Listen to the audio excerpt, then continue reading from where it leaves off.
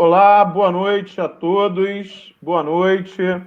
Começando agora o bate-papo que a gente ficou de realizar ontem. Ontem a gente tentou de todas as maneiras começar uma live com o professor Marcos Vinícius, só que tivemos 1000 questões técnicas.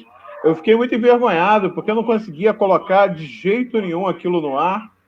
E aí depois descobri que, na verdade, não foi algo singular, não foi apenas com a gente, a dificuldade. Essa dificuldade foi enfrentada por muitas pessoas que estão fazendo live, que ontem não conseguiram colocar. Outros conseguiram, a gente não. Mas isso criou uma expectativa maior, porque o professor Marcos, que é o nosso convidado de hoje, ele tem muita coisa legal para falar sobre o estado de exceção. Ele vai falar hoje sobre um autor italiano que vem criando assim uma série de polêmicas e, ao mesmo tempo, apontando para algumas questões interessantes, alguns conceitos interessantes, entre eles o estado de exceção. Essa é uma discussão.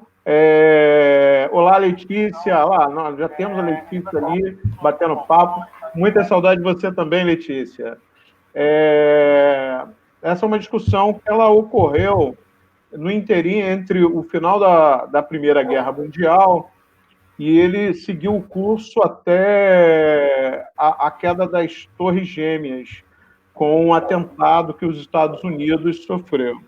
Então, ali os Estados Unidos baixou uma medida que, para o mundo todo, foi uma medida muito drástica, o Act Patriotic, e aquilo ali foi um marco para uma discussão sobre os limites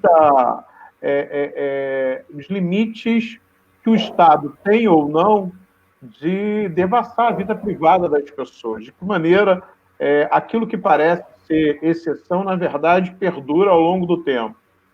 Então, a gente tem hoje como convidado aqui o professor Marcos Vinícius. Vai lá, Marquinho, é com você. Boa noite a todos, é um prazer estar aqui participando dessa conversa. Agradeço aí o convite do professor Prates, Eduardo Prates. Prazer ter a Letícia aqui com a gente, o Birajara também está me assistindo pelo meu Face. O momento de hoje, esse momento que a gente vive agora, com essa pandemia global, esse momento único neste século, neste século, talvez com essa proporção, ele nos leva a pensar muitas coisas. A gente tem um momento aí que está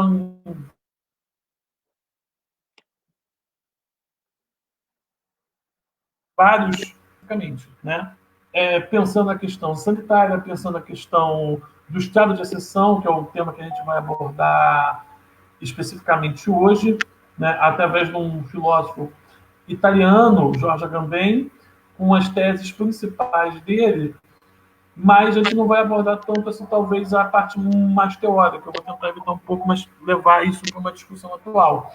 Se vocês procurarem o que o Giorgio Agamben está produzindo hoje, neste período de pandemia, vocês vão ficar assustados.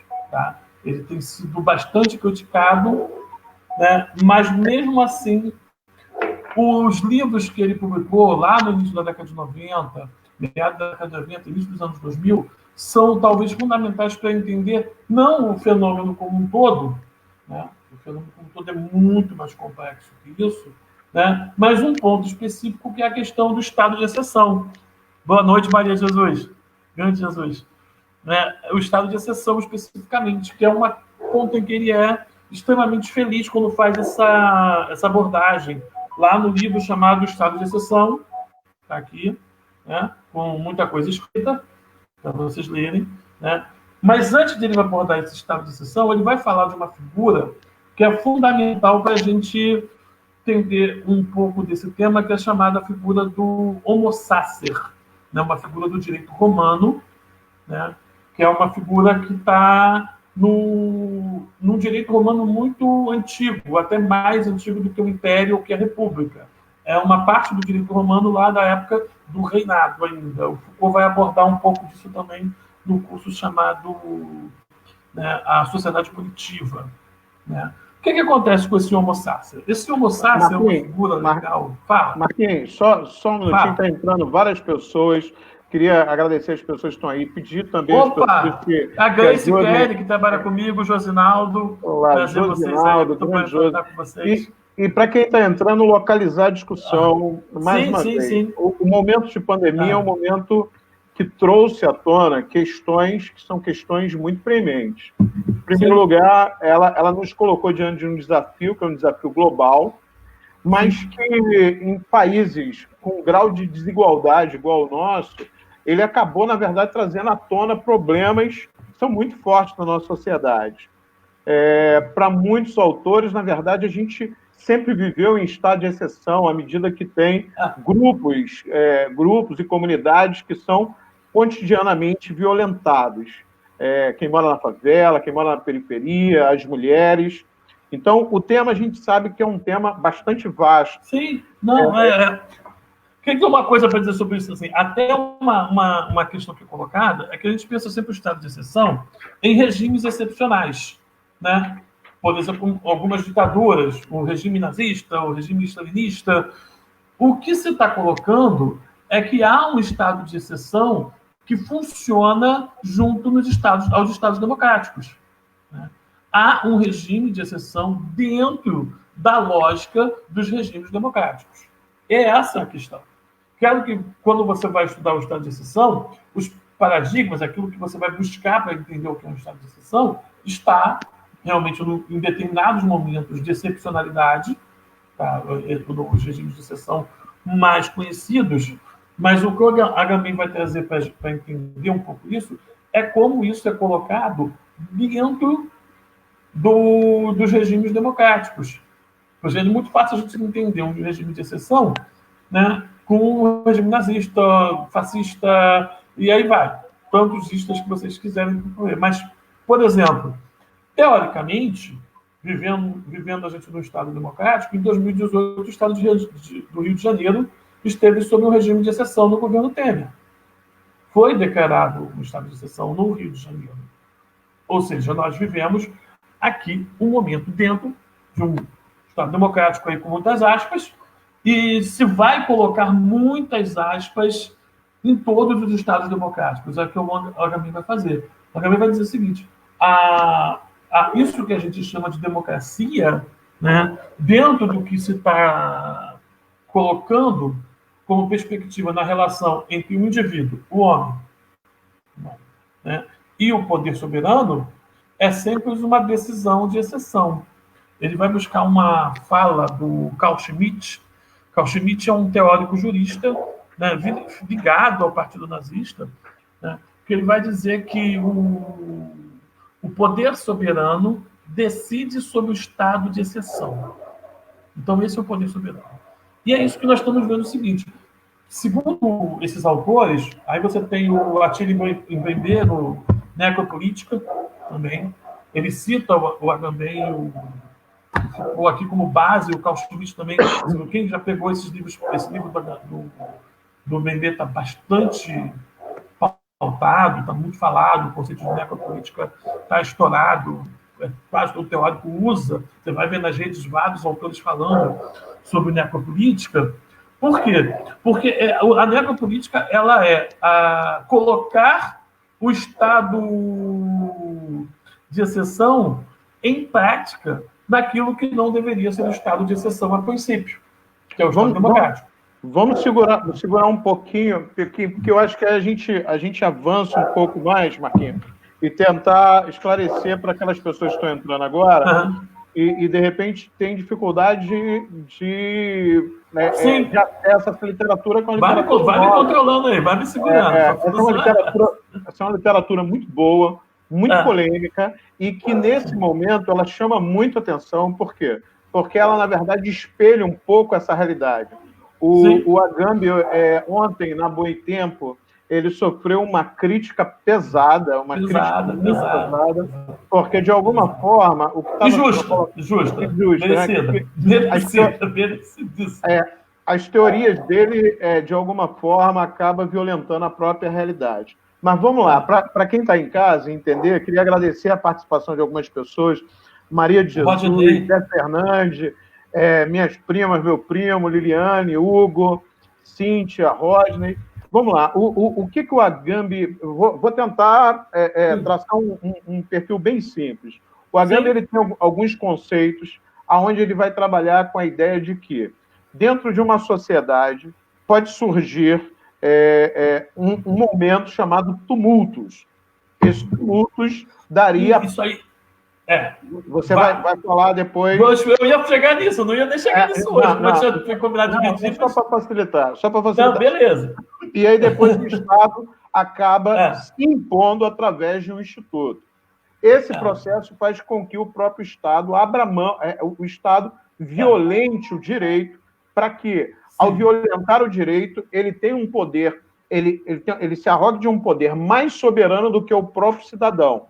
Então, para quem está acompanhando a gente, qual é a temática aqui? É o momento onde o Estado retira o caráter da cidadania que todo cidadão tem. É quando o Estado ele considera que ele pode ser soberano aos cidadãos e, ao ser soberano, ele pode adotar políticas que permitem, inclusive, a violência armada, é o momento beligerante do Estado, é o momento que o Estado tenta colocar uma ordem. O momento que a gente está vivendo política é muito complicado. Existe uma crise mundial e existe uma crise local. O que o professor Marco está tentando explicar para a gente de alguma forma é como essa teoria do Agamben ajuda a gente a entender esse momento. Para você ver só essa coisa, você voltou aí no tema lá do tumultus, do Justitium, que é interessante porque esses temas vêm do direito romano, quando eu estava começando, são do direito romano, são categorias dentro do direito romano, né, que acontece? Quando há alguma guerra civil ou alguma invasão exterior em Roma, podia-se o cônsul declarar o tumultus, né, que há uma convulsão pública. Com a declaração do tumulto, se solicitava uma figura, que você acha até umas teses na internet bem interessantes.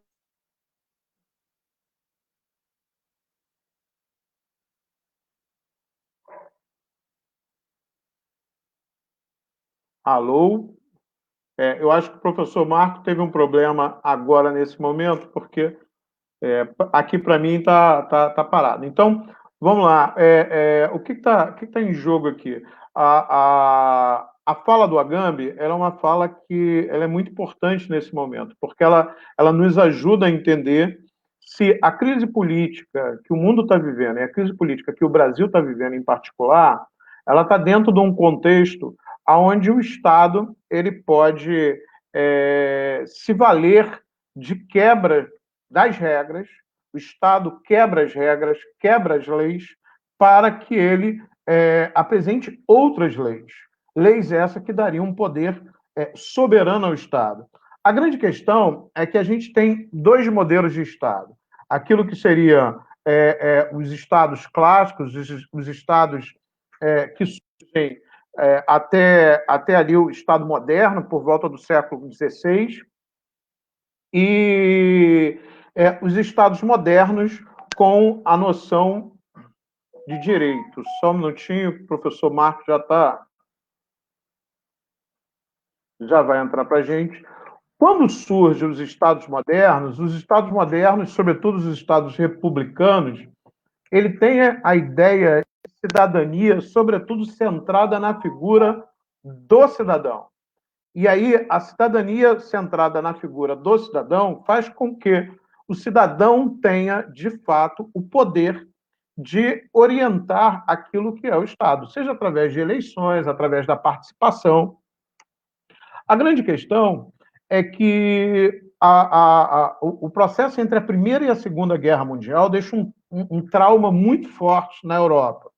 E dentro desse trauma que ocorre na Europa, sobretudo a partir de autores que vão... Voltei. Opa, voltou, Marquinhos, que bom. Então, eu estou terminando aqui. Então, a partir de vários autores que formulam teorias que vão fundamentar, sobretudo, o nascimento do nazismo na Alemanha.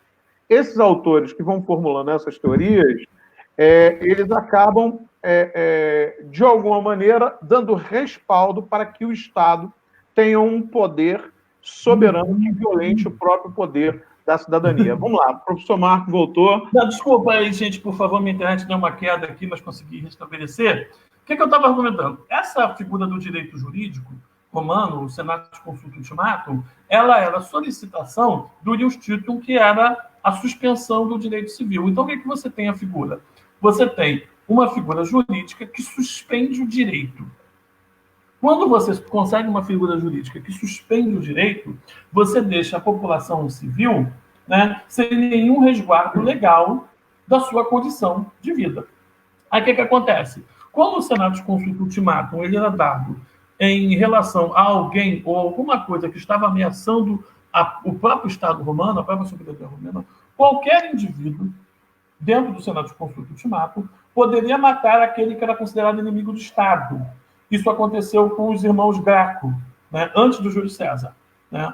Os Gracos estavam fazendo políticas que o Senado não gostava, políticas muito polêmicas, eu não vou entrar em coisa para especialista romano, né? Uns dizem que é populista, não é? Tem uma discussão muito interessante, eu gosto muito, mas não é o caso aqui. Aí o que acontece? Essa é uma discussão interessante pela própria origem dos irmãos Gracos, né?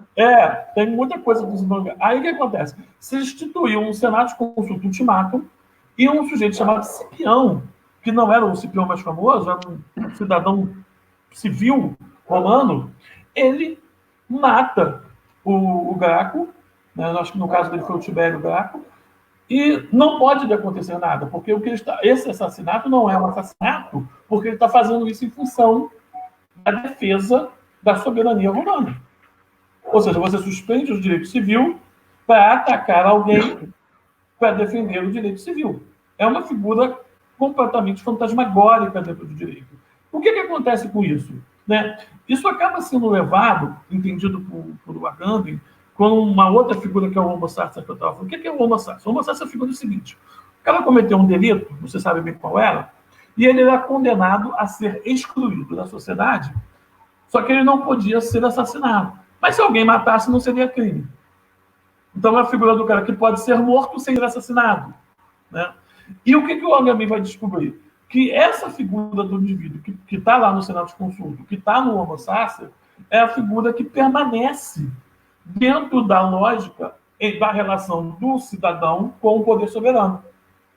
Nós estamos o tempo todo disponibilizados ao poder soberano como corpos que podem ser mortos sem sermos assassinados. Dentro da política que nós estamos vivendo hoje, é o que nós temos muito. Né? O Agamben é um cara de filiação Foucaultiana nesse sentido, que ele segue, junto com o Achille Mbembe, com o Exposito, com outros teóricos, com a Judith Butler, que é o conceito de biopolítica. O que é o conceito de biopolítica? A biopolítica é a tentativa que o Foucault vai estabelecer de tentar entender, né, como é que as relações políticas atravessam as relações de vida. E como, né, todas as nossas relações de vida são atravessadas por política. Né?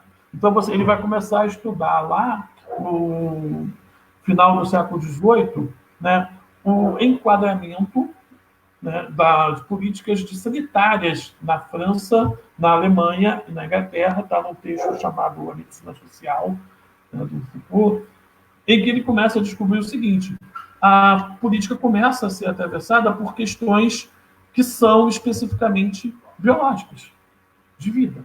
Como gerenciar a vida. Né? Então, você tem uma diferença que tanto o Achille Mbembe no Necropolítica, tanto o Agamben no Estado de Exceção e no Homo sapiens vão trabalhar, que é a relação entre o poder soberano e a biopolítica. Ele formula faz uma formulação, uma frase, que o Achille Mbembe no Necropolítica retoma, que é o seguinte: o poder soberano seria o poder de fazer morrer ou deixar viver.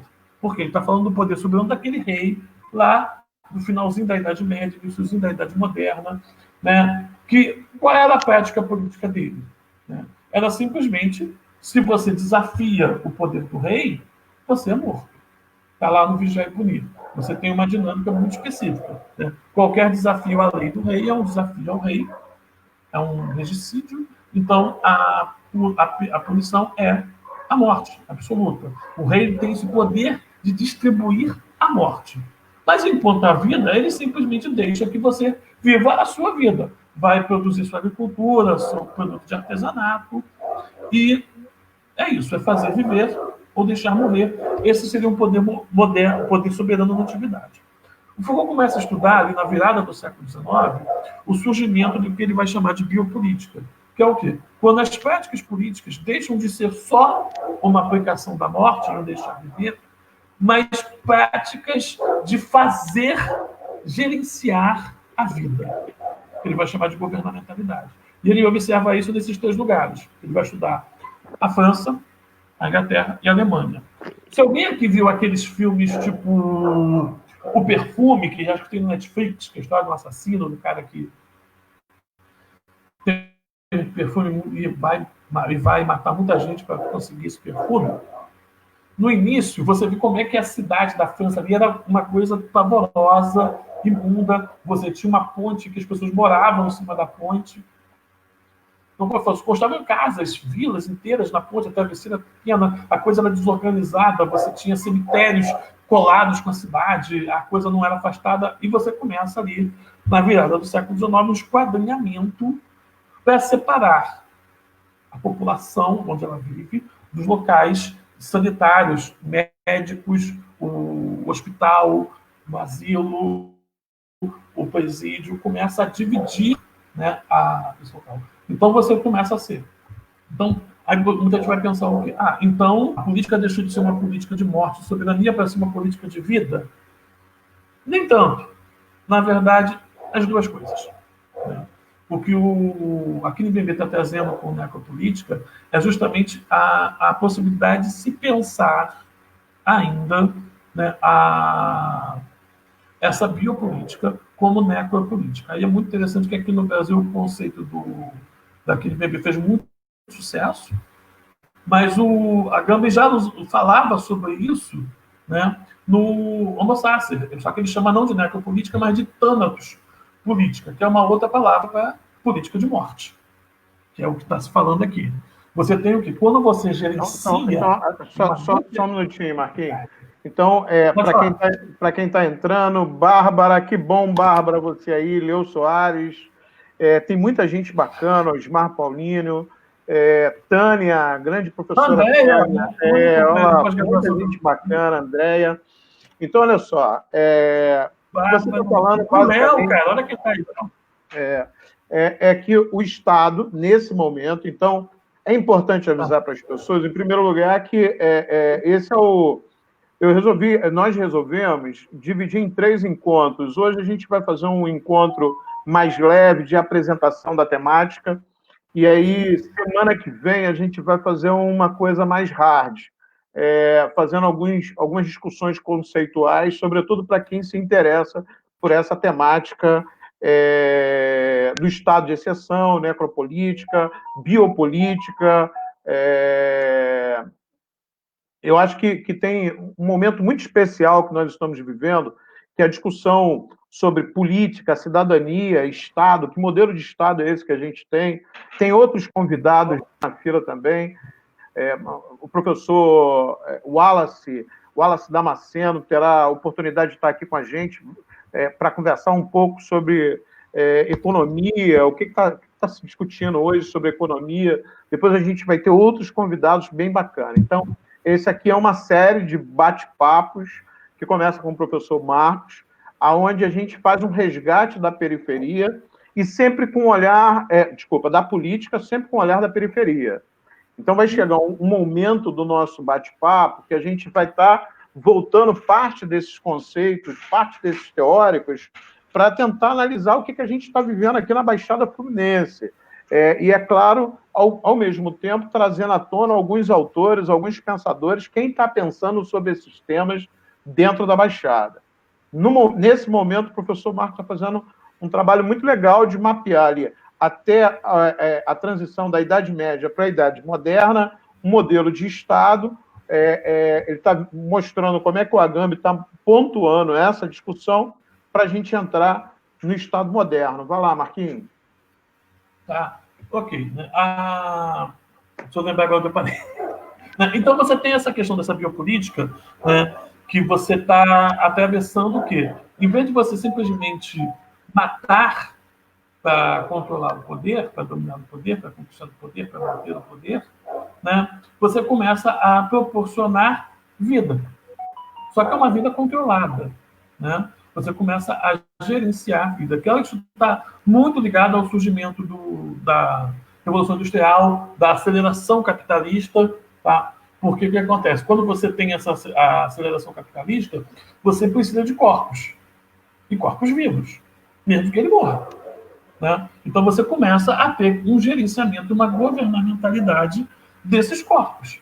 Né? O que é governamentalidade? É justamente a mentalidade de governança, né? De governar os corpos e as vidas das pessoas, em cada lugar, em cada ponto, em cada escolha de política de vida. Quando a gente fala, o que é isso, política de vida?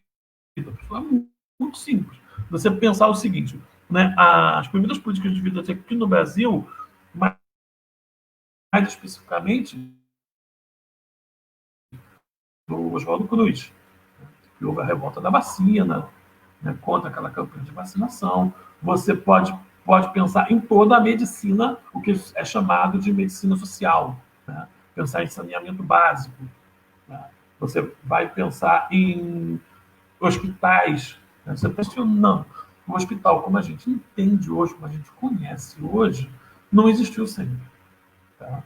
O livro do Nascimento da Clínica não é o melhor sobre isso, mas é um livro muito interessante do Foucault, para mim, um dos meus preferidos em tempo de pandemia, porque eu coincidiu que quando começou a quarentena eu estava no meio da leitura desse livro, da releitura desse livro, né?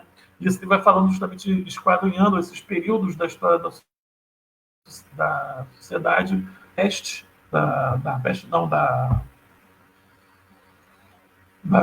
lepra, né? Dos leprosários, que era um regime de completa exclusão. O leproso era colocado para fora da sociedade, né?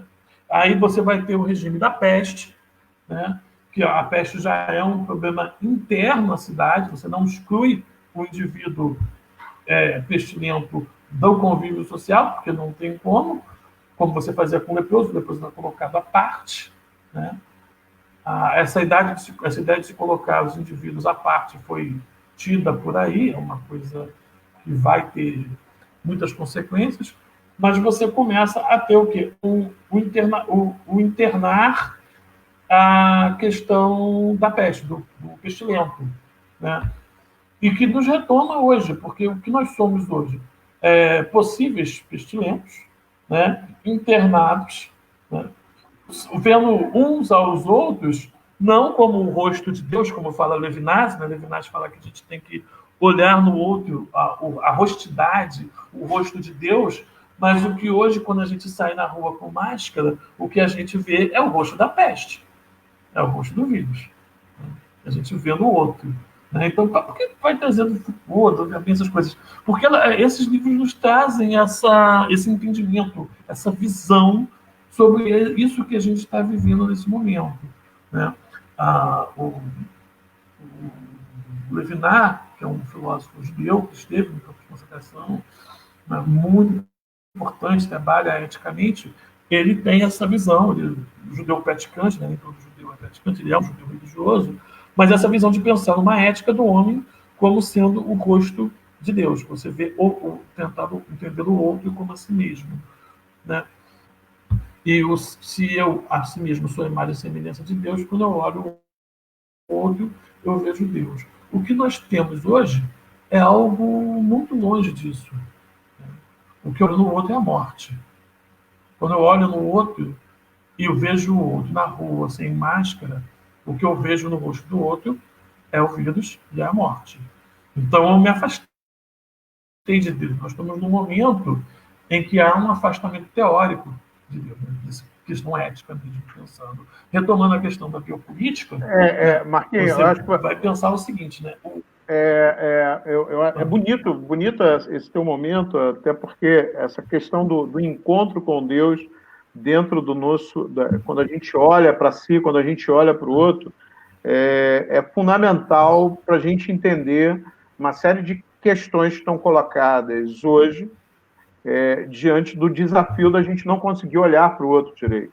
Todos estão com a marca, e aí a marca de um vírus, a marca de algo que é letal, todos estão numa situação de afastamento do outro. O que garante a vida é o afastar. Enquanto a nossa dinâmica, por natureza, se a gente pensar, por exemplo, em Aristóteles, que vai falar que a gente é um animal político, a gente precisa se agregar, a gente precisa estar junto para a gente fazer a vida, e a vida com justiça, e a vida proliferar. Então, o desafio está muito grande. De qualquer maneira, eu acho que tem aí uma questão e aí voltando um pouco para a nossa temática, é como entender que em determinado momento esses corpos perdem parte do seu direito. Como naquela transição de um modelo de Estado, que é o Estado que vai nascer com o Estado moderno, o Estado republicano, onde esse Estado ele seria a garantia que cada indivíduo tem de sua cidadania, como é que a gente perde parte dessa cidadania? Se a gente tomar esse momento como um momento desafiador, mas não um único momento, a gente olhar para o passado, a gente vai ver, por exemplo, em situações de guerra que o mundo passou, ou sobretudo na Segunda Guerra Mundial, as pessoas também perderam parte do seu direito. A gente deixou de ser esse indivíduo portador de direito para ser... Alguns perderam todos. Alguns perderam todos, e outros, a gente vai chegar lá, outros nunca encontraram, né? Tem uns grupos que nunca tiveram. A gente vai chegar lá mais cedo ou mais tarde. Mas como é que é essa transição? Até essa questão assim, é interessante, porque assim, o que você tem? Você tem um aumento gradativo, mas acelerado, do controle dos corpos, através das chamadas práticas disciplinares que o Foucault vai estudar no Vigiar e Punir. Né? Você vai ter lá, cada vez mais, tem uma parte do Foucault do Vigiar e Punir que é interessante, que eu gosto muito, né, que ele fala o seguinte: no poder soberano, você tinha um espetáculo da morte. Se alguém viu aquele filme antigo do Mel Gibson, Coração Valente, na cena final, quando o personagem principal é morto, né, ele é colocado num palco, um patíbulo, cortado, arrancado das vistas, está todo mundo assistindo, né? Então é o espetáculo do poder soberano se apresentando. Mas o que acontece ali? Vou conversar uma expressão que é o seguinte: o público acostumado a ver sangue passa a reagir com sangue, né? Então começa o quê? Aquela cena que deveria ser uma cena para controlar o povo, né, dentro do poder soberano, passa a não funcionar mais, a haver escape, né? Haver rotas de escape, e aquela repressão absoluta não funciona mais. Então, o que acontece? Você começa a...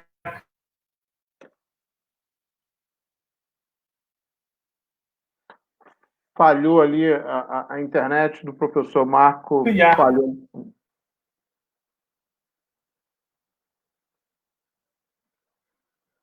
Então, a internet do professor Marco tem uma hora que está falhando, mas eu acho que tem uma questão que é bastante interessante.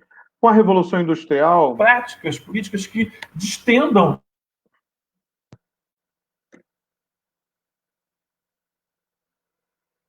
O professor Marco deve voltar. Com a Revolução Industrial, as pessoas passam... Voltou, Marco? As pessoas passam a ser vistas apenas como corpos. E esses corpos eram necessários para quê? Eram necessários para a reprodução do capital. O que estava colocado ali, naquele momento, era, ao mesmo tempo, um processo de avanço da ideia de direito, mas, ao mesmo tempo, se tinha uma perspectiva do modelo econômico, social daquele instante, que as pessoas deveriam... O professor Marco voltou. Opa! Sim, aí você pensa só no seguinte, deixa eu completar aquele raciocínio ali. Você tinha, então, o seguinte problema que eu estava estudando. Né? O poder disciplinar, ele surge como uma resposta às resistências. Geralmente se pensa, e o Antônio Negri, no livro Império e Multidão, junto com o Michael Hart, vão trabalhar nisso, né, que você pensa a resistência depois do poder. Na verdade, eu estou trabalhando o poder como vindo depois da resistência, como uma resposta às resistências. O poder é uma resposta às resistências. Né? Aí você tem o seguinte, você tem um poder disciplinar se aumentando gradativamente lá com o estudo do panóptico, das prisões, um estudo belíssimo, quem não leu o Jaipur leia, né? Aí o que acontece? Isso começa a ser atravessado não só os corpos disciplinarmente, mas também por práticas que ele vai chamar depois de biopolítica, que é justamente práticas de fomentar a vida e a qualidade de vida. Isso vai ser legal, a política agora está cuidando da gente, vai trazer vida para a gente. Sim, também tem esse aspecto. Né? O que tem numa biopolítica, primeiramente? Você vai ver. Né? Você tem hospitais, você tem saneamento básico, você tem campanhas de vacinação. Legal. Né? Só que, ao mesmo tempo, que aquilo que aquele meme vai mostrar, né, essa política de vida é atravessada por uma política de morte. Quando você escolhe uma comunidade para ter uma UPA ou um hospital, você está deixando X outras comunidades sem. Quando você tem agora os hospitais de campanha, que parece que não foram prontos ainda, vai ver os locais que os hospitais de campanha estão sendo feitos. Eles estão sendo feitos na Barra, na Zona Sul. Eu moro em Belfort Roxo. Não vai ter hospital de campanha. Não, completamente distante dos maiores contingentes populacionais e de quem mais precisa. Né? Se a gente for olhar para onde o vírus vai avançar e com mais força, e quem mais tem dificuldade de acesso, dificuldade de emprego, sim, os caras estão pensando uma lógica de política pública ao contrário. Não, assim, aí tu falou da Segunda Guerra Mundial ali, você pensa nessa questão aqui agora. Mas pensa só no seguinte, o que o Homo sapiens, aquela figura lá do direito romano, fala? Você tem um indivíduo que caiu numa condição de anomia. O que é anomia? Está fora da norma, está fora da lei. Ele pode ser morto, ele não vai ser assassinado pelo Estado, não se comete assassinato, mas se alguém morrer, não cometeu crime nenhum. Ele pode ser morto, mas não te causa nenhum problema. O que pode ser morto, geralmente, dentro de uma cultura, né, ainda nossa antropocêntrica, ainda a gente pode ser morto sem causar nenhum problema moral. Geralmente você tem o quê? Os animais, ou melhor, os insetos. Os animais já estão começando a ter direitos. Né? Você tem várias disputas para direito animal. Mas o que você tem? Um inseto. Né? Lembra da propaganda nazista? O que a propaganda nazista comparava os judeus? A ratos, a baratas. Né? Você tem esse tipo de dinâmica. Você precisa de uma vida que o Agamben vai chamar de vida nua, né? Que é a vida sem qualificação política. Quando você trouxe ali o Aristóteles, ele vai lidar com esse texto do Aristóteles e ele vai buscar no Aristóteles uma diferença entre bios e zoé. Duas palavras para pensar a vida. E, segundo a leitura do Agamben, tem gente que não concorda com essa leitura, mas a leitura dele, o zoé é uma vida nua, sem qualificação política, a vida de qualquer animal na sua condição de animal, né? E a bio seria uma vida qualificada politicamente, alguém que tem direitos, né? Alguém que se apresenta como algo para além do próprio animal. Né? Aí você vai ter uma discussão com Derrida, no livro A Besta Soberana, que o Derrida vai fazer críticas pontuais, mas pertinentes. O Derrida tem esse trabalho fantástico, que é A Besta Soberana, para lidar com essa questão, né, do deslocamento entre homem e animal, porque justamente você precisa que aquele indivíduo caia. Só um minutinho, Marquinhos. Pô, eu acho que a Andréa faz um comentário muito bacana, ó, dia muito emblemático para essa discussão de direitos em que se comemora a libertação, é claro, entre aspas, da escravatura. A gente está vivendo um retrocesso, uma ameaça, não mais uma ameaça, mas um ataque frontal aos nossos direitos. É um momento muito delicado. Queria agradecer a presença do Heraldo HB, grande Heraldo, nosso irmão, Leonor, Vitor, Maria de Jesus, Anderson. Marquinho, eu acho que você pegou numa questão que para a gente ela é muito forte. Ela vai anteceder a Segunda Guerra Mundial, ela está dentro ali da Primeira Guerra Mundial. Quem tem a vida desnuda, quem não é portador de direitos, quem não é qualificado, quem não é legitimado, quem não possui as propriedades para ser reconhecido como um cidadão. Ponto 1. E quem é reconhecido como um cidadão. A gente tem uma questão que eu não queria que você se perdesse agora para a gente analisar o Brasil, e essa é uma questão vasta dentro da nossa discussão, dentro da discussão da exceção, da política de exceção para a América Latina, para o Brasil, para o nosso histórico social, mas ela é muito preemente.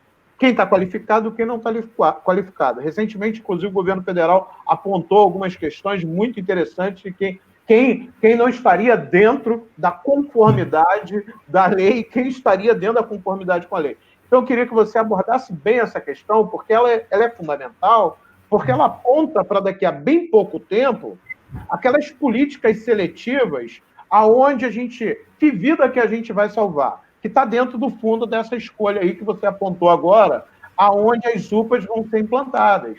Porque quando a gente fala o seguinte, a UPA tem que ser implantada na Zona Sul e ela não é implantada na Baixada, quando a UPA é implantada num bairro que tem os índices, os IDHs mais altos e não é implantada onde tem o IDH mais baixo, fundamentalmente está sendo dito é o seguinte, olha, o sujeito que não é portador da cidadania, portanto, esse cara da Baixada, que é desnudo dentro do conceito do HB, esse sujeito é desnudo, ele não possui essa cidadania. Portanto, ele é tratado à parte, não é cidadão. Desenvolve para a gente, que eu acho que isso aí é muito rico nesse momento.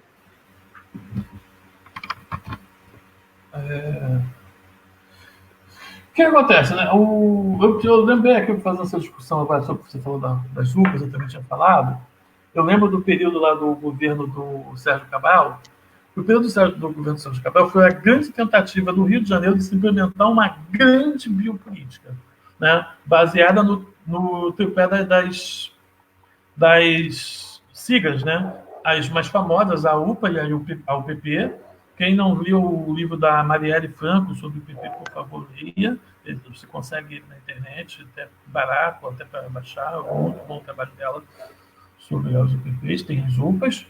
E o CVT nas FITECs. Você tinha, então, 3 frentes biopolíticos.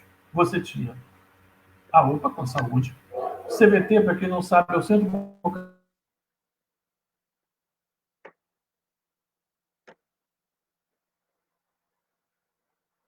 A internet do professor Marco deu uma paradinha ali. Enquanto isso, vou agradecer a presença do Renildo, da Elaine, Drívia. Ô, Drívia, há quanto tempo? Tudo bom, minha amiga?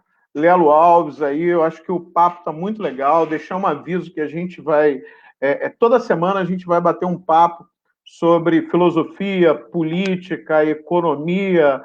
Vai ter sempre algum grande especialista com com uma publicação da área, e vai, no final, sempre ter um olhar sobre a Baixada, sobre a periferia. Hoje a nossa participação é com o professor Marcos. O professor Marcos vem fazendo um trabalho muito bacana sobre estado de exceção, discutindo com alguns teóricos que são fundamentais para a gente entender, por exemplo, o que está apontado nos problemas que o Brasil vai enfrentar daqui a bem pouco tempo. A internet do professor está com problema, ele voltou agora. Vamos lá, Marquinho? Ainda...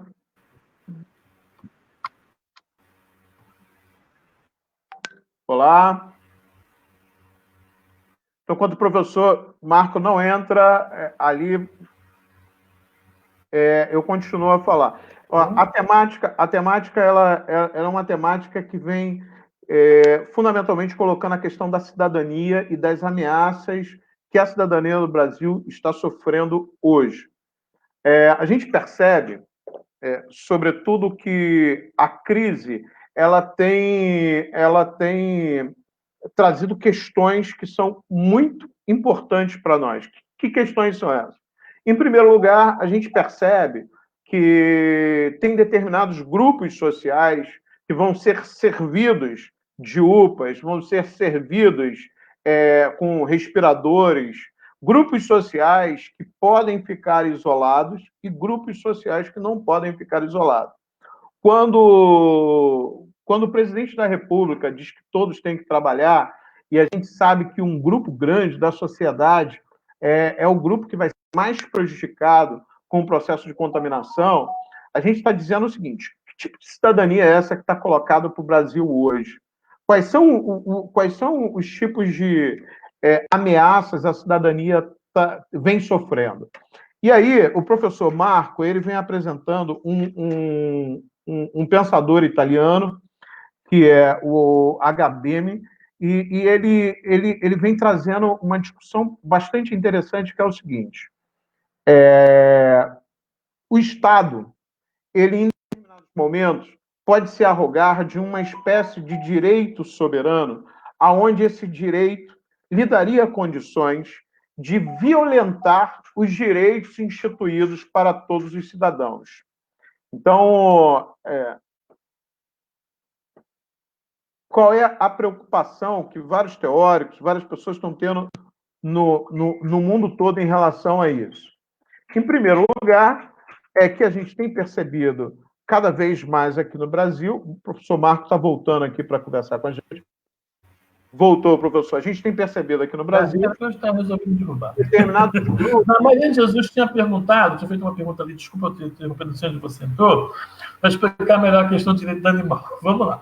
Eu não sou especialista em direito animal, tá? Você tem um grande filósofo que trabalha com essa questão, que é o Peter Singer, tem o livro dele, Ética Prática, que é uma referência sobre essa questão. Minha orientadora do mestrado, a Carla de Almeida Chidiac, também conhece muito disso, né?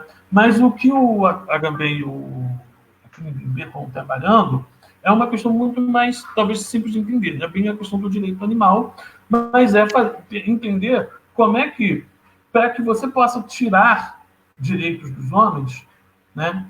Fazer com que o homem não seja um cidadão qualificado, não seja bios, e caia na zoé, na vida nua, você precisa equipará-lo a um animal. E por mais que haja polêmica, né, ninguém hoje ainda é preso por matar um animal. Né? Muito menos um inseto. Né?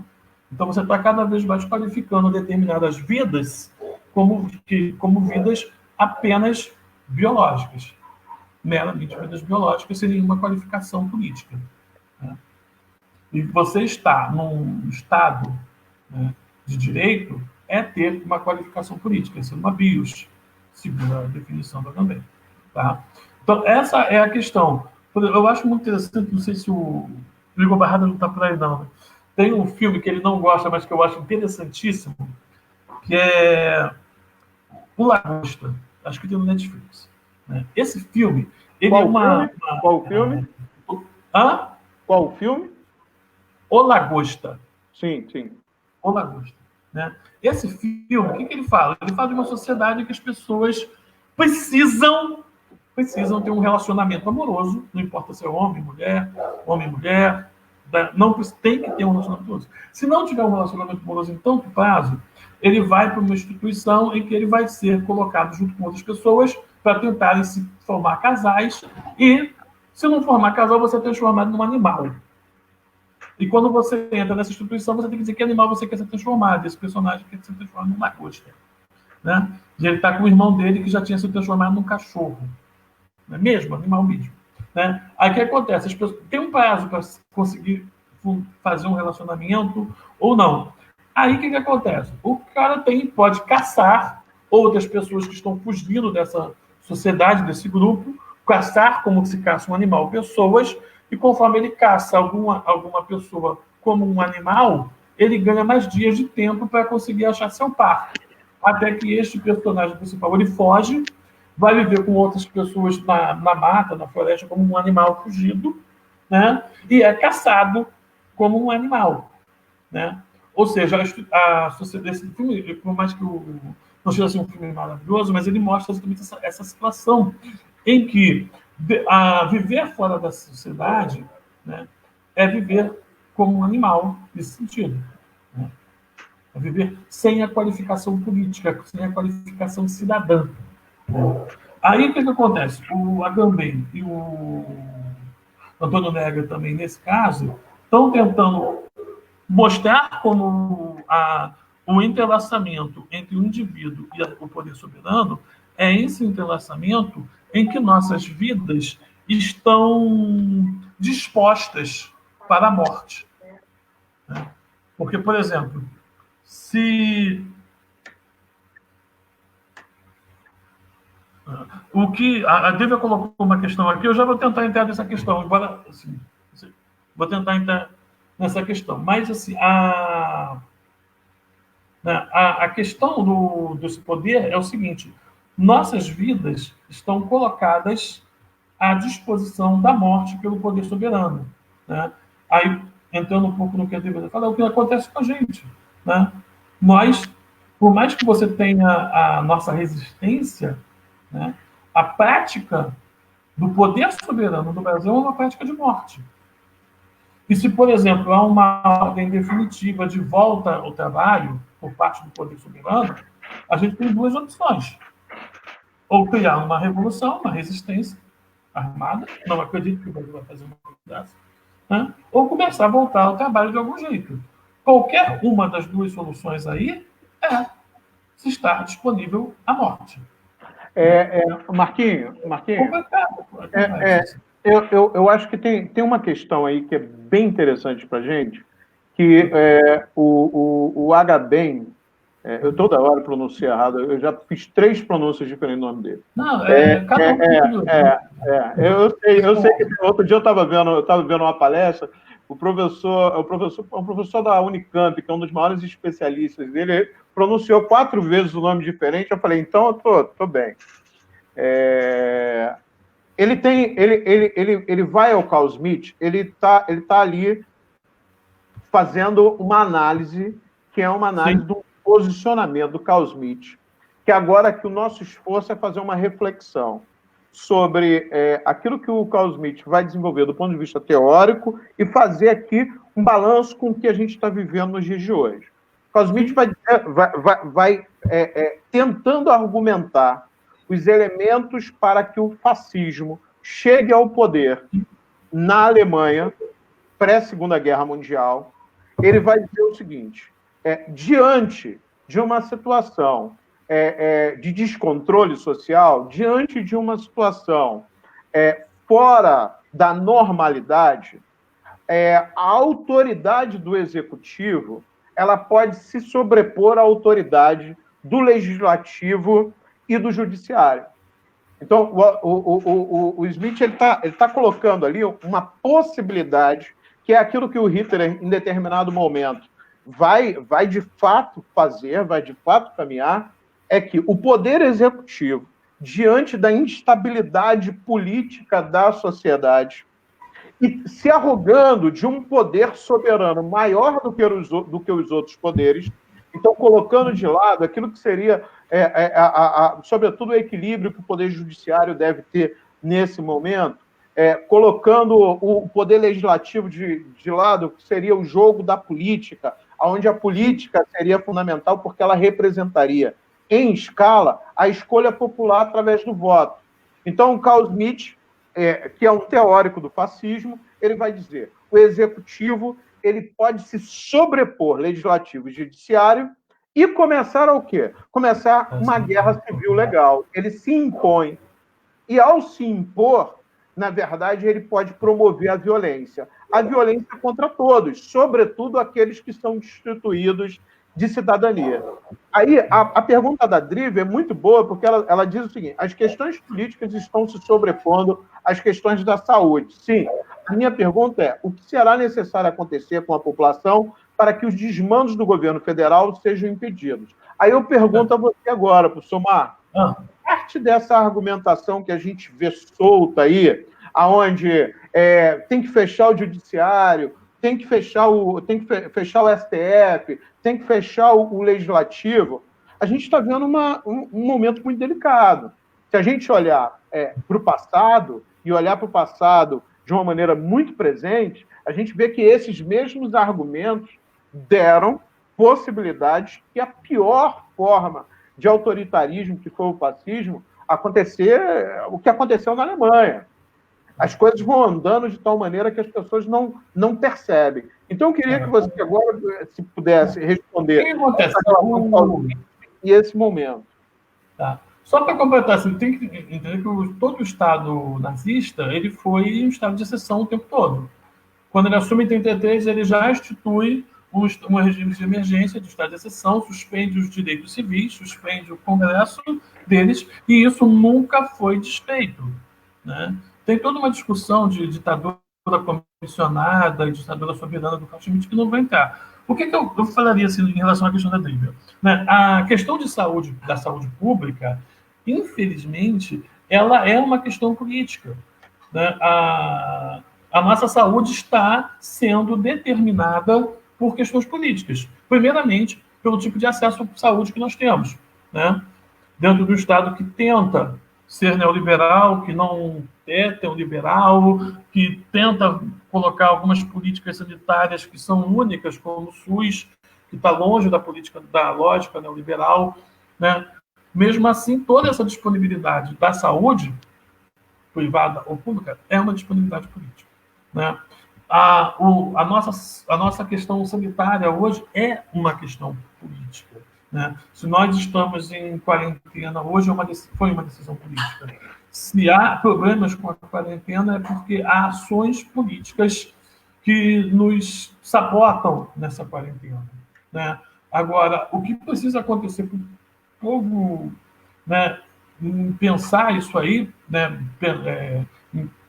eu não sei, realmente. Eu tenho, para mim, que isso não tem. A gente vai pensar junto sobre isso aí.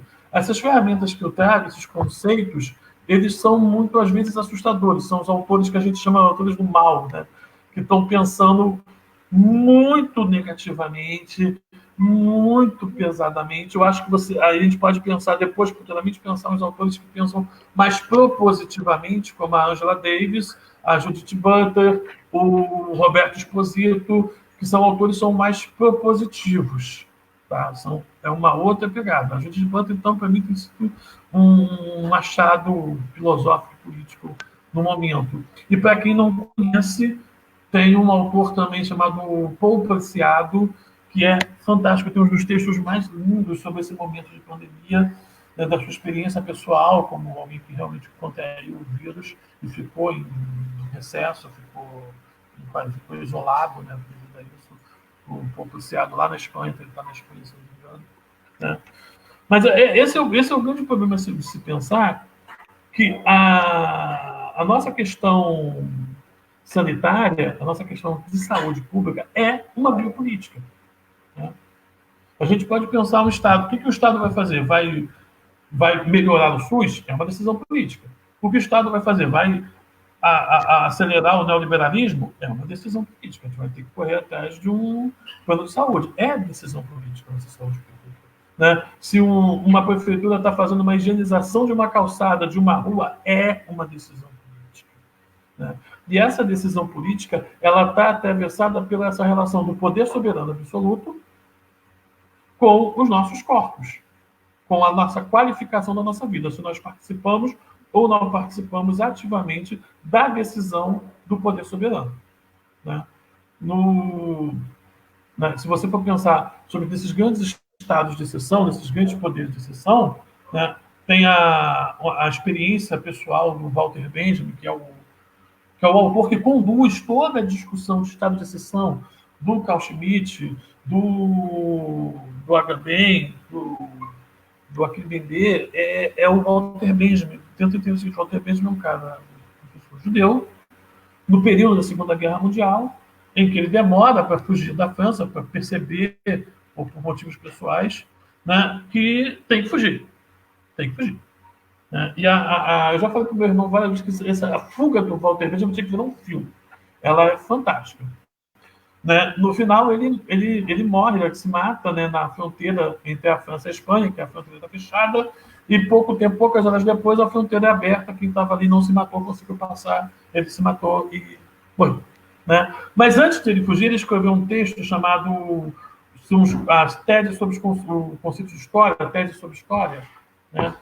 Que é um dos textos mais fantásticos, na tese 8, eu estou com esse livro aqui, Tese sobre o Conceito de História, tese 8, que é justamente a tese que ele vai falar, que eu vou até dar uma lida, que diz o seguinte: a tradição dos oprimidos nos ensina que o estado de exceção em que vivemos é, na verdade, a regra geral. A regra geral, vamos ter um conceito de história que corresponda a essa verdade, né? É exatamente o que nós vivemos hoje, né? Nós estamos num momento de pandemia, de uma quarentena global, de um estado de exceção global, né? O estado de exceção não é mais só a regra na Europa, como foi ali no Walter Benjamin. Hoje o estado de exceção é uma regra mundial. Eu acho que aí é que está a grande questão, né, Marco? Uma coisa é quando você desenvolve essa crítica dentro de um Estado totalitário, e ali você vai falar que o estado de exceção ele já é a regra, ele já é a norma. A outra Sim. coisa é quando a gente vive dentro de um modelo democrático. E aí é democrático.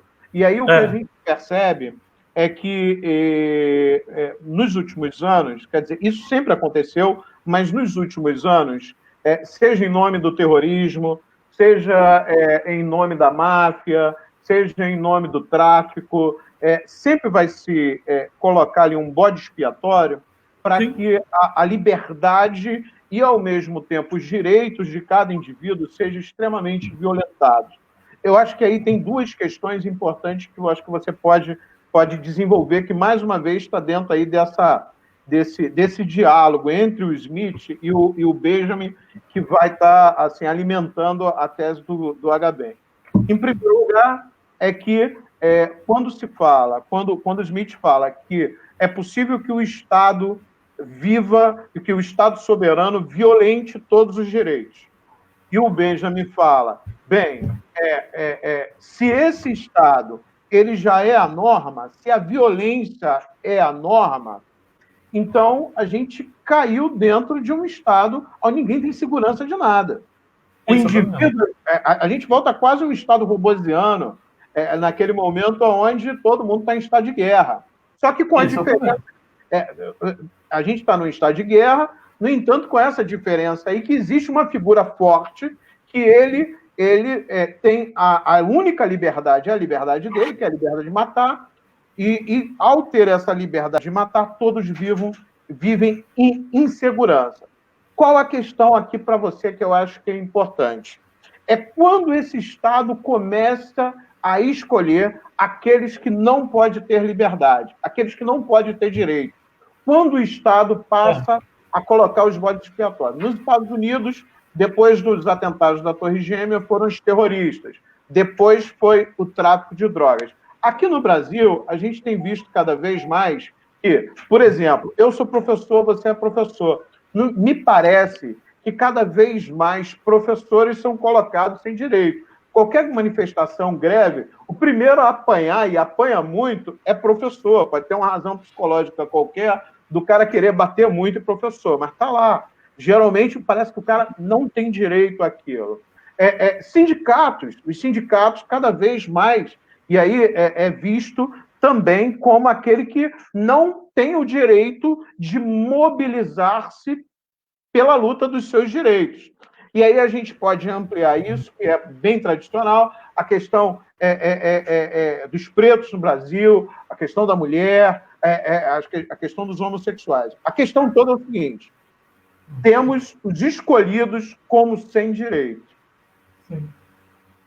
Olha só, você pode até pensar que o escolhido é uma coisa aleatória, mas não é. Né? O escolhido tem sempre um motivo. Você precisa eleger um outro, como se elegeu o judeu, como se elegeu o índio, o negro, o favelado, o professor. Né?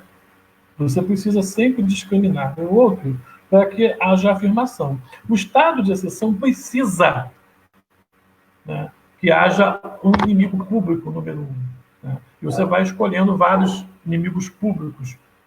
Nós, professores de humanidade, principalmente, somos o inimigo público número 1 da vez. Né? Mas, agora, por exemplo, pensar o seguinte, né?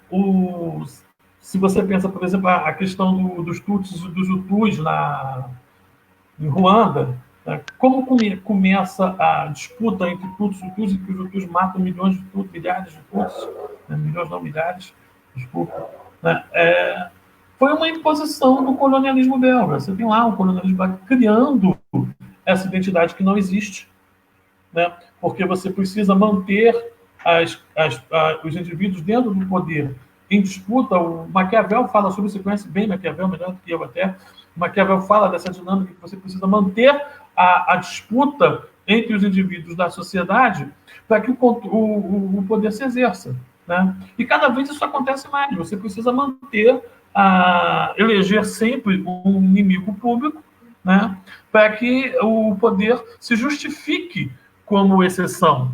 Né? E mais, o que eles estão falando, o que esses caras estão falando é justamente isso, que o Estado democrático hoje é uma farsa. O que você tem é um Estado de exceção na regra. E aí a gente se coloca a seguinte questão que nós temos hoje, voltando na questão da dívida. A questão sanitária, a questão da saúde pública é real. Nós estamos diante de uma pandemia que está matando milhares de pessoas. Né? Talvez até milhões, eu não sei ainda o número, cada vez o número aumenta mais. São então, quase 300 mil pessoas no mundo todo. Então, oficialmente. Não oficial, assim... Então, isso é um problema real, isso é um problema sério. Eu estou aqui na minha casa, né? Mas, ao mesmo tempo, não dá para perder o olhar da questão política que isso nos coloca. Né? Porque nós estamos hoje, né, diante dessa pandemia, solicitando e precisando que o estado de exceção se afirme. E qual é a questão? Qual é a questão? Nós precisamos estar atentos para que esse estado de exceção, que é necessário no momento, não se torne regra de morte absoluta. Né? Como é que você consegue? Essa é a grande questão que o Gabi está colocando. Você tem um estado de exceção que, na sua história, é um estado de morte. Né? Se você for pegar toda essa história que a gente mapeou durante todo o tempo, né? Durante todo esse tempo. Né? A gente foi mapeando lá de Roma, um pouco da Idade Média, Idade Moderna, foi colocando mais... Todos os exemplos de estados de exceção são estados que estão colocando a morte para os seus cidadãos. E nós, por isso que esses pensamentos, eles não dão conta do nosso momento, porque o nosso momento ainda é um momento único no seguinte: nós solicitamos um estado de exceção pela vida. Né? E por isso que, por mais que o Agamben nos ajude a entender isso sobre exceção, ele, quando vai falar sobre desse momento agora da pandemia, ele que é um senhor já de mais de 70 anos, na Itália, que durante o tempo esteve nos focos como um grande local de contágio, ele se colocou de forma muito equivocada sobre esse ponto. Né? Você apontou mesmo no início da live. Só um minutinho, a gente já vai falar nessa, porque essa é uma das partes mais interessantes. É como, ao mesmo tempo, um autor ele está sendo solicitado, ele está sendo...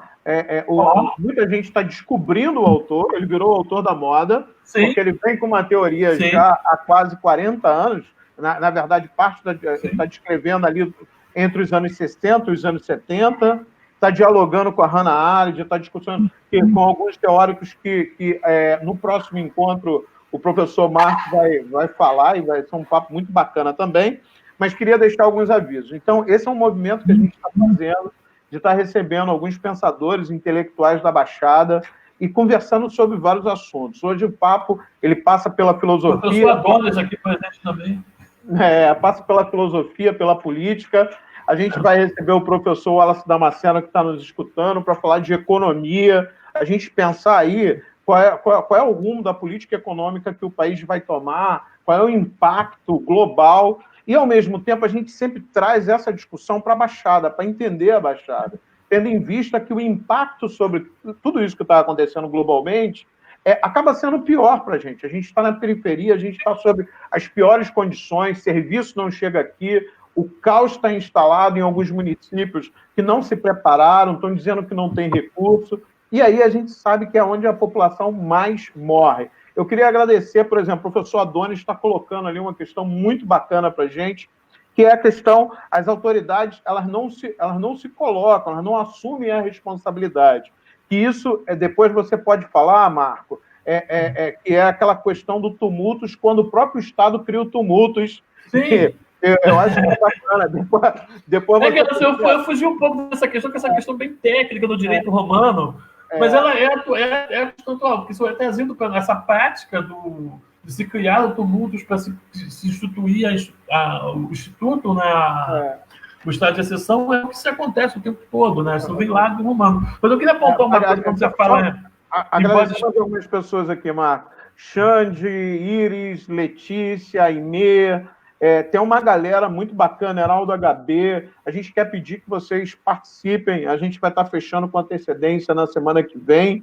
E vamos estar também disponibilizando uma literatura para quem estiver interessado. O professor Marco é um especialista da área, livros, filmes. Então, a tentativa é fazer um diálogo bastante interdisciplinar e informativo. Vai lá, Marco. Eu queria só falar uma coisa assim a respeito quando você fala do bode expiatório, como é que se escolhe, o que se faz com esse bode expiatório, como é que se ataca essas pessoas. Lembrando uma passagem do Origem do Totalitarismo, da Hannah Arendt, né? Que a Hannah vai apontar justamente a especificidade do nazismo é a seguinte, né? Ele não fez uma guerra apenas contra os inimigos, os povos que ele quer atacar, a Polônia, a França, né, a Rússia. Ele não fez uma guerra para matar só os judeus como animais, como coisas. Mas o que ele fez também, o que até então foi único naquele momento, foi colocar o seu próprio povo, que o apoiava diante da morte. Perfeito. E é isso que nós temos um bocado aqui no Brasil hoje, né? O indivíduo no poder hoje, ele coloca os seus próprios apoiadores diante da morte, para experimentar a morte. Isso é um poder absoluto como teve poucos no mundo. Um grande exemplo é esse, né? E mais, a questão da purificação do povo que o nazista fazia. Que você precisa que muitos dos seus próprios indivíduos que compõem o seu grupo morram para que o grupo se purifique. Né? Se você não vê as relações que nós temos vivendo hoje, você não está vendo muita coisa. Eu estou bastante assustado no momento. Perfeito. No início da pandemia, e aí, assim, eu fujo muito de trabalhar com fake news, de propagar informações erradas. Sinceramente, eu acho que a gente está num momento de tanta desinformação que a gente tem que ter uma responsabilidade muito grande sobre aquilo que a gente fala. Mas eu me lembro bem, no início da pandemia, que circulou em alguns jornais, algumas questões, que o descaso que o governo apresentava havia uma perspectiva seguinte: quem vai morrer? Quem vai morrer é pobre, quem vai morrer é gente velha, e quem vai morrer são pessoas que são beneficiárias dos programas do governo federal.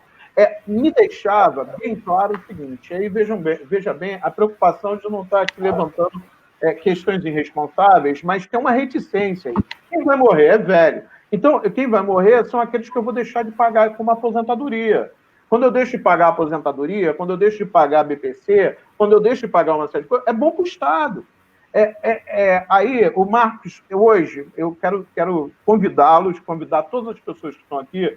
Semana que vem, a gente vai entrar com mais detalhes em algumas questões técnicas da teoria do Agamben sobre a questão do tumultus e do instituto, que são duas questões extremamente importantes para a gente entender quando a sociedade entra num processo onde ela foge à regra, foge às normas, mas, eventualmente, no Estado, muito parecido com o que a gente está vivendo agora, o próprio Estado pode ser o promotor desses tumultos. É quando o Estado ele gera uma confusão na sociedade e faz com que a sociedade não consiga perceber aquilo que ela está vivendo. Nesse momento, e aí a gente pode fazer um paralelo com a disputa entre governo federal, governadores, prefeitos, entre grupos que hoje disputam, a irresponsabilidade de alguns grupos que vão para a rua, propagam o vírus. Então, a gente está diante de um momento que é o seguinte: mais do que a pandemia, tem a construção de um grande cenário de confusão política, confusão de interesses. Mas isso, aparentemente, parece que é algo sem ser construído. Parece que, na verdade, é só o jogo de interesses de partidos políticos opostos que estão colocados, mas não é bem assim. A gente tem que olhar, a partir da teoria que o Marco está apresentando, que, às vezes, o próprio Estado pode criar essa confusão. E por quê? Porque, no meio de uma confusão muito grande, ele pode se arrogar de um poder maior e esse poder maior pode instituir as regras que esse Estado impõe e quebra todas as outras regras. Nesse momento que a gente vê o seguinte, é uma disputa entre legislativo, executivo e judiciário. E cada vez mais uma ameaça dos outros dois poderes. Vai lá, Marco, você. Alô? Vamos lá. A minha internet voltou direitinho? Bom, assim que você cai de novo. Então, assim, essa questão do tumultus aí, que é uma questão bem técnica do direito grego, mas ela é justamente o que o Eduardo está falando, né? O tumultus era algo, teoricamente, no direito grego, que acontecia externamente, ele vinha de fora, né? Uma invasão do Aníbal, dos cartagineses, alguém que estava invadindo o império, criava um tumulto ali naquela região em que está acontecendo aquela invasão, ou está tendo uma revolta de escravos, uma revolta de gladiadores, cria-se um tumulto naquele lugar que está acontecendo. O perigo desse tumulto se espalhar, se lança essa proclamação do tumulto, a cidade está no tumulto, precisa ser protegida, né? Aí se chama o Senatus Consultum Ultimum, né? Que é a última consulta ao Senado, é o que significa isso, né? O que o Senado pode fazer nesse momento? Institui o Institutum. O Instituto ele tem duas características. Primeiro, ele é a suspensão do direito legal. Né? Aí o que acontece? Quando você suspende o direito legal, todos os indivíduos, sem exceção, podem ser mortos sem que se cometa um acidente, que se cometa um crime, um assassinato. Foi assim que se matou o Tibério Graco, foi o que a gente revisando aqui. Mas aí tem uma outra figura muito engraçada, essa figura do Instituto, depois, ela vai ser a palavra usada para o luto. Olha só que interessante. Já com o Tibério, no final de Augusto com o Tibério, o Instituto passa a ser a palavra utilizada para o luto oficial com a morte do imperador. Por quê? Né? Porque a morte do imperador, num reinado, num império como Roma, que não tinha regras claras de sucessão, né? O Império Romano não tinha regras claras de sucessão. Você não sabia exatamente quem ia suceder. O imperador tinha que definir, que colocar, ou podia haver uma disputa, não era necessariamente o filho, né? O filho biológico, como você vai ter nas grandes monarquias absolutistas da modernidade. Você não vai ter essa regra de sucessão tão cara no Império Romano. Então, toda a morte do imperador era um tumultus. Então, o luto oficial do imperador era um tumultus. Então, tumultus. Você, ao mesmo tempo, morreu o imperador, você estava no tumulto, você estava no instituto e você já estava sem direito civil nenhum.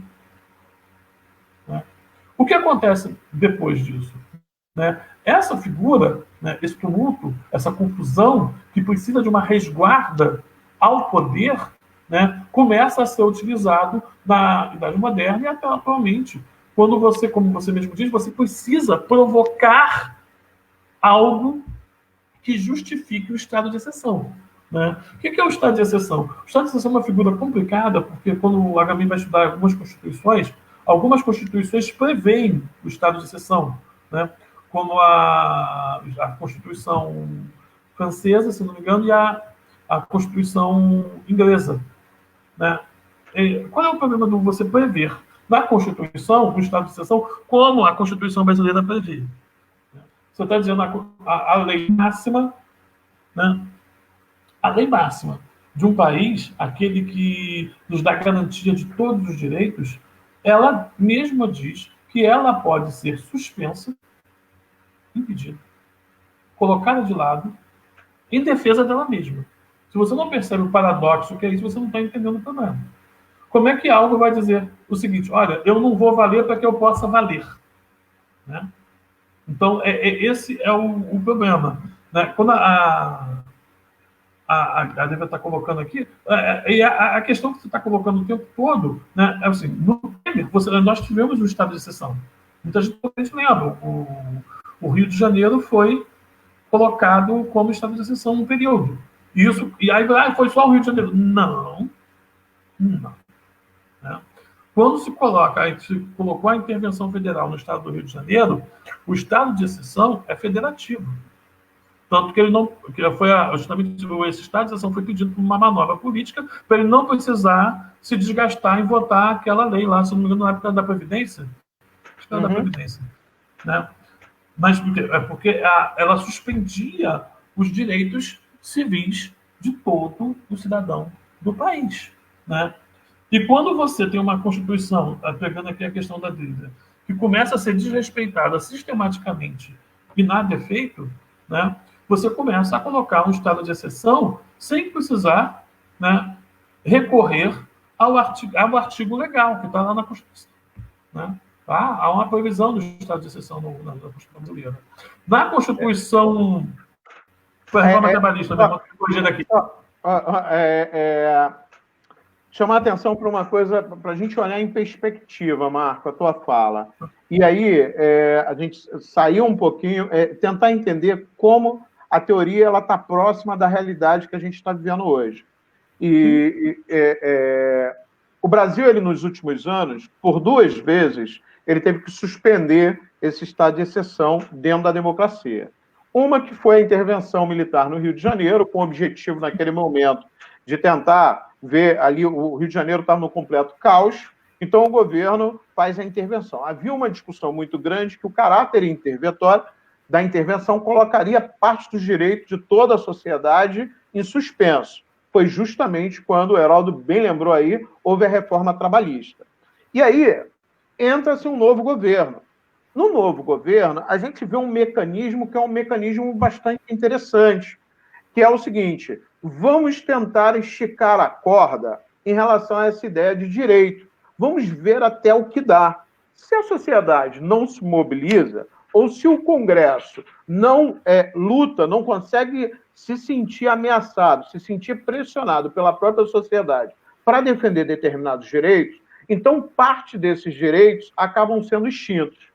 E aí a gente está no momento, que aí eu já chamo a atenção para quem está nos escutando, que a gente vai conversar nas próximas semanas, daqui a 2 semanas mais ou menos, a gente vai falar sobre economia e orçamento público. O governo conseguiu uma coisa extraordinária chamada orçamento de guerra. Talvez as pessoas não tenham noção sobre o que é isso. O governo pode gastar, em tese, conforme ele considerar necessário, como ele quiser. Então, em função da pandemia, a gente está percebendo que o governo está, pouco a pouco, se tornando cada vez mais soberano sobre questões que são questões extremamente importantes à sociedade. Se a gente lembrar que a lei de acesso à informação, lá no início do ano, ela foi limitada, que agora o governo está com mais direitos, está com mais poderes sobre a questão do orçamento, que tem uma discussão agora que ameaça diretamente o legislativo e o judiciário. Então, a gente está num momento, há um momento de muita confusão. E aí, qual é a grande preocupação? Até onde isso vai? Como é que isso vai afetar, de fato, a nossa vida? Eu vou pedir ao professor Marco para que seja sucinto, para que a gente termine essa live em mais ou menos uns 10, 15 minutos. E já deixando para vocês um convite para que vocês participem de outros momentos. Queria agradecer a Bárbara, ao grande professor Antônio, Drívia, Daniele, Flávio Machado, mais uma galera que está escutando a gente, que é muito bom a participação de vocês. Vai lá, Marquinhos. Bem, vamos lá. Vamos tentar, então, dar uma fechadinha nisso, mas deixando algumas arestas ainda para o final. Teve aí lembrando que você vai falar semana que vem. Sim. Preciso dar uma fechadinha, mas deixar algumas arestas no final. Só uma figura, alguém falou você falou sobre a questão dos aposentados, né? Eu lembro sempre daquela figura mítica dos vikings, né? Que é o Atestup. Não sei se vocês conhecem o Atestup. O Atestup, eu sei que, teoricamente, ele seria uma situação em que os idosos, né, de algumas comunidades vikings, ao chegar a se tornar um peso para aquela comunidade, eles iam até um penhasco, os Atestup, né, isso na Noruega, né, e pulavam. Essa figura foi colocada naquele filme que fez bastante sucesso, Midsommar, né, não sei se você viu, e tem uma série que lida isso meio de forma satírica, que é o Northman, né, que é sobre os noruegueses. O que você faz hoje com a reforma pela Previdência? Isso é um Atestup. Né? O que se quer, quando você diz que só os idosos vão morrer, é um stop, né? Tá, o idoso está atrapalhando, morra. Né? É o que eles estão dizendo, é o que eles estão nos colocando. Eles estão nos colocando para o lado do precipício. Né? Ou seja, quando você não é mais útil à economia, pula do precipício. Né? Os especialistas lá na cultura viking dizem que essa figura realmente não existiu, mas dentro da Noruega ela é extremamente falada. Eles fazem várias ironias, até na década de 80, quando eles fizeram uma reforma da Previdência na Noruega, vários críticos chamavam essa reforma da Noruega de texto. Então, acaba, se talvez não tenha existido empiricamente, ela acaba sendo uma figura muito emblemática de se pensar essa relação de uma comunidade, da economia de uma comunidade com o seu idoso. Né? E é o que eles estão sendo colocados para a gente nesse momento. Né? A questão que é entender o seguinte, né? Viver politicamente, né, nesse tipo de política que nós temos desde a modernidade, ou talvez até desde a antiguidade, é viver numa disputa, né, num agon, né, em que os nossos corpos são colocados para a morte. Se para não morrermos, há que lutar. Né? Há que entrar na batalha, não há como ser isento, não há como não se colocar nesses momentos. Porque o que o Estado nos coloca, né, com a sua biopolítica de morte, que aí aquele bebê vai chamar de necropolítica, né, é um gerenciamento sistemático dos nossos corpos para a vida, em prol da economia, ou para a morte, quando não interessa a economia, quando não interessa ao poder. E para além de pensar só a economia, né, é uma prática, é uma política de controle, de poder mesmo, de conquista, manutenção e aumento de poder, lição de Maquiavel. Né? Na lição de Maquiavel você tem, né, a conquista, a manutenção e o aumento do poder. E a biopolítica é um mecanismo mais eficaz hoje para essa situação. Né? Então, eu acho que eu termino por aqui por hoje. Foi um papo bom, ter algumas coisinhas. A Maria de Jesus está pedindo para você deixar o nome escrito. Eu vou passar para ela depois. Jorge Agamben, Agamben. Agamben. Jorge Agamben. Tem vários livros publicados, uma obra imensa. Mas para hoje eu encerro por aqui. Uma pergunta final. Eu acho que tem uma questão bastante interessante da gente trazer essa discussão. Primeiro, pelo momento político que a gente está, pela crise, pelo momento político que é extremamente importante. Mas, por outro lado, do ponto de vista da filosofia política, ela é bastante... ela tem uma riqueza muito grande, porque ela traz à tona a uma discussão que está ali nos anos 70, onde havia um discurso, inclusive, muito parecido com os de hoje, que esquerda e direita não dava conta dos principais problemas que a sociedade vivenciava. A terceira via. A ideia de terceira via. Então antes de qualquer um colocar aí, porra, os caras estão defendendo terceira via, eu não estou defendendo nada aqui. Pelo contrário, eu tenho uma posição muito crítica a uma série de questões, mas para a gente fazer um mapeamento da discussão. E o que a gente vai discutir na semana que vem, no próximo encontro. Mas, em determinado momento, nos anos 70, essa própria ideia de a biopolítica, a bio tirava dessa situação maniqueísta, de esquerda e direita, de polaridade, e colocava um outro elemento. E aí eu vou deixar aqui meio que uma interrogação, ou melhor, quase uma pontada no professor Marcos, que é o seguinte: os americanos, nos últimos anos, vêm com uma discussão muito grande sobre a questão da cultura política. E a cultura política, ela, por exemplo, quando a gente analisa a obra do Agamben, ele está sendo muito criticado hoje justamente por uma polaridade. Ele não dá, porque ele vê o Estado com toda essa violência se sobrepondo àqueles sujeitos que não possuem a cidadania. Então, o Estado se sobrepõe o tempo todo. E aí, como é que a gente pensa, então, uma via de participação política, uma via de transformação, uma via onde você consegue aí pensar um modelo de sociedade onde as pessoas conseguem, pelo menos, mais do que resistir, interferir no processo político. Então, tem duas questões. Uma... Eu vou dizer, sobre essa questão, a Agamben não ajuda em nada. Na verdade, está sendo muito criticado agora. Eu vou para outros autores, quando a gente quer esse programa que ele aponta, que é quase uma aporia, né, uma sem saída, ele é fundamental para nos forçar a pensar a saída, embora ele não pense. Mas aí, a gente tem que pensar outros caminhos. Aí eu vou para outros autores. Né? O Antônio Negri, com o Michael Hart, que é um autor que eu adoro, o Antônio Negri, com o trabalho dele. A Judith Butler, que eu estou lendo agora, que é fantástica, tem, para esse momento, o livro Quadros de Guerra, o livro sobre a vida precária, essa questão do luto, é fundamental, é principal, né, sobre esse momento que nós estamos vivendo. O Quadros de Guerra, então, vou dar uma trabalhada nele semana que vem, vou começar a atravessar a Agamben com o Quadros de Guerra e com o Antônio Negri, para a gente entender alguns caminhos para sair dessa questão tão mais pesada. Conversando... O André botou uma questão aqui, né, sobre se dá para pensar nisso sem a presença do Estado, ainda que mínima. André, eu vou te contar um negócio. Tem um texto do Foucault, chamado O Nascimento da Biopolítica, que o Foucault aponta dois caminhos de pessoas que pensam a ausência do Estado.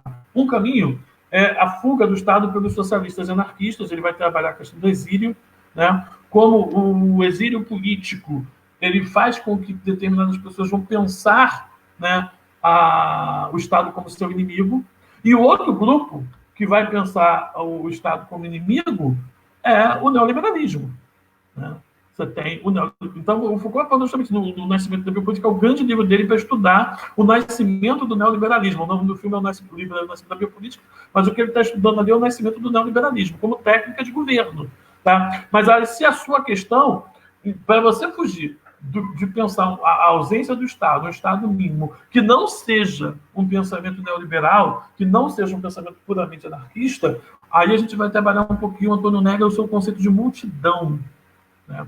O Antônio Negri é um filósofo que passou 15 anos exilado na França, volta no final da década de 90 para a Itália, é preso, e começa com essa relação dele que ele tem com o Estado, que é bastante pesada, ele cria uma teoria para se pensar algo das relações políticas longe do Estado. Ele leva muita porrada, mas é bem interessante para a gente trabalhar isso. Né? A gente vai deixar para a semana que vem, então. Lembrando que o Antônio Negri virou moda ali em 2013, quando o Brasil estava sendo varrido pelas passeatas. Talvez o Antônio Negri tenha sido o cara mais comentado naquele momento, sim, porque ninguém sabia identificar direito o que estava acontecendo ali, se havia um arranjo por trás ou não. Um falava do Soros, outro falava... Cada um falava uma coisa diferente, e a dificuldade de se entender o que estava acontecendo no Brasil, em parte, alguns vão falar que deu no que deu nos dias de hoje, né? Aquela confusão toda, se era uma classe média instituída no país que estava insatisfeita com o governo, se havia um arranjo por trás. É interessante essa última fala do Marquinhos, porque ontem a gente estava batendo um papo, a gente não conseguiu botar a live no ar, e depois a gente ficou conversando.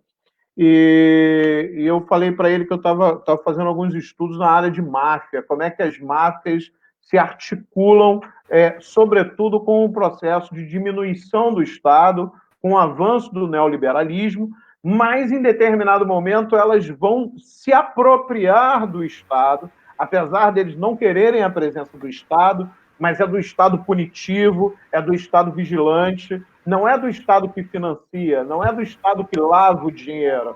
Aí a gente vai ver uma articulação muito forte entre algumas máfias, e aí é global, a gente tem isso na queda da União Soviética, depois a gente vai ver isso em várias... Na África é muito forte, na Ásia é muito forte, à medida que as máfias percebem que o Estado ele pode combinar. Então, a gente percebe que o legal e o ilegal se combinam, sobretudo, na lavagem de dinheiro global. À medida que você tem trilhões, alguma coisa em torno de 6 trilhões, sim, as milícias elas estão dentro disso, Driga, porque aí você precisa apesar de todos atacarem o Estado é necessário para ele fazer o quê? Limpar esse dinheiro de diversas formas, das formas mais variadas.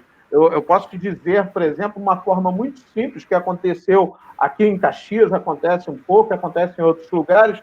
É muito comum quando um cidadão ele invade uma propriedade, ele invade uma área do governo, uma área da União, ele invade aquela área, faz o loteamento daquela área e ele tem alguma relação com o legislativo, ou ele é o próprio representante dos legislativos. O que esse sujeito faz? Ele consegue, pelas relações de compadrio, pelas relações de poder, ele consegue, na prefeitura, que a prefeitura emita o cartãozinho do IPTU, aquele carnê do IPTU. No momento que ele burla esse processo e emite o carnê do IPTU, então, o que acontece? O sujeito vai lá e paga o IPTU, é como se o Estado reconhecesse que aquela propriedade, a partir daquele momento, pertence àquele cara.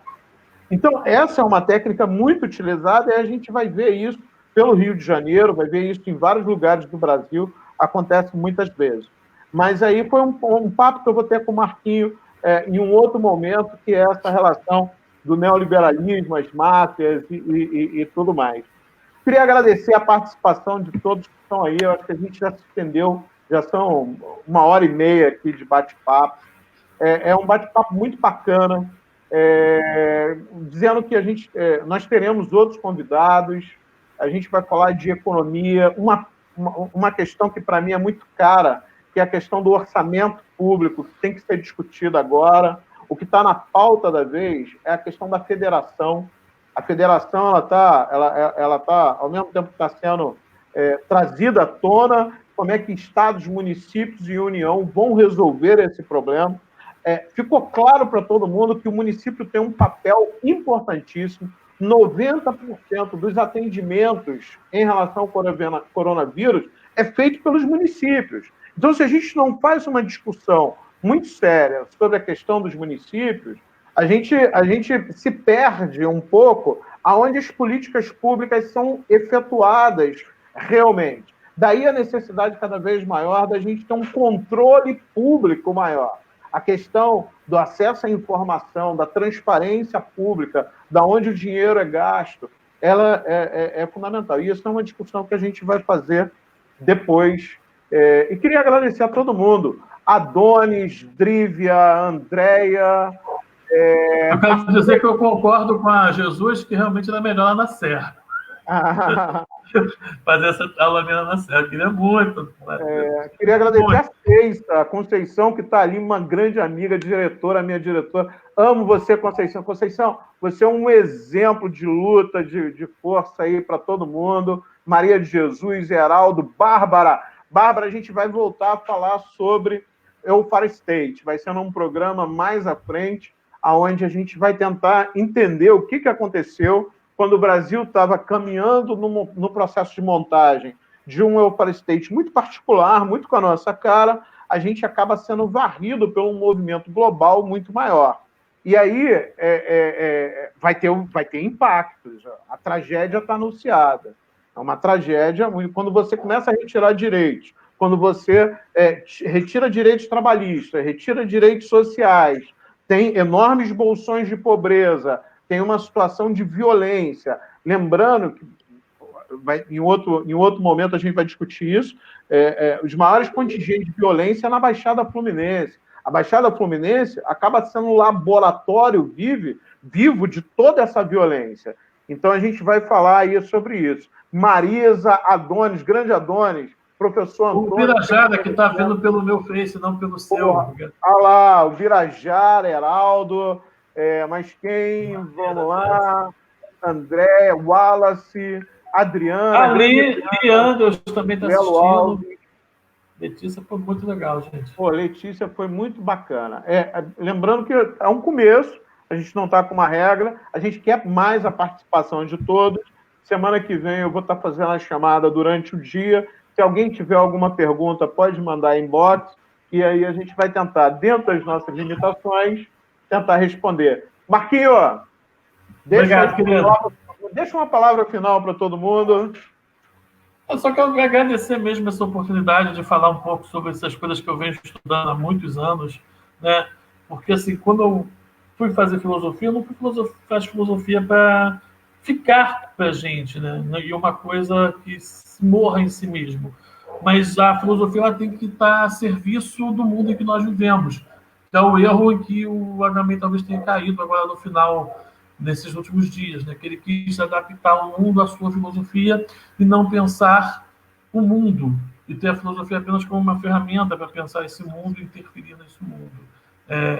Então, eu acredito que essas teorias possam nos ajudar a passar por esse momento, que é um momento que tem uma característica única, em que nós pedimos por estado de exceção, mas precisamos estar alertas para que esse estado de exceção não seja a nossa morte, o fim da nossa democracia, o fim dos nossos direitos. Tá? Agradeço a todos. Boa noite. Bem, pessoal, agradeço também. Deixo aquele alerta que, para mim, é fundamental. Todas as reuniões políticas, seja aqui na Baixada, fora, as reuniões acadêmicas, eu sempre tenho um olhar para a Baixada. E uma crítica muito, muito forte que eu sempre fiz é quando as pessoas conversam algumas questões e deixam de ter esse olhar para a Baixada. Então, na conversa que eu tive aqui com o Marco, a gente vai fazer 3 encontros, faremos 3 encontros. E talvez o último encontro seja um encontro onde a gente vai trazer mais questões que envolvam a Baixada Fluminense com um corte transversal sobre todos esses conceitos. Lembrando que tem um trabalho maravilhoso do professor Zé Cláudio, que, por exemplo, consegue demonstrar bem todo o processo de violência dentro da Baixada Fluminense a partir dessa dinâmica de um estado de exceção. Ele está trabalhando com outros conceitos, mas é que a gente tem muita gente que tem feito um esforço muito grande de mapear a partir do lugar que a gente está. Mais do que mapear, é fazer um esforço teórico, é fazer um esforço de análise. E aí eu acho que a gente tem que trazer essa análise para problemas que são problemas que tocam a nossa vida, tocam a nossa realidade. Obrigado, Lipe, meu aluno. Valeu, um grande beijo. Valeu, pessoal. Até semana que vem.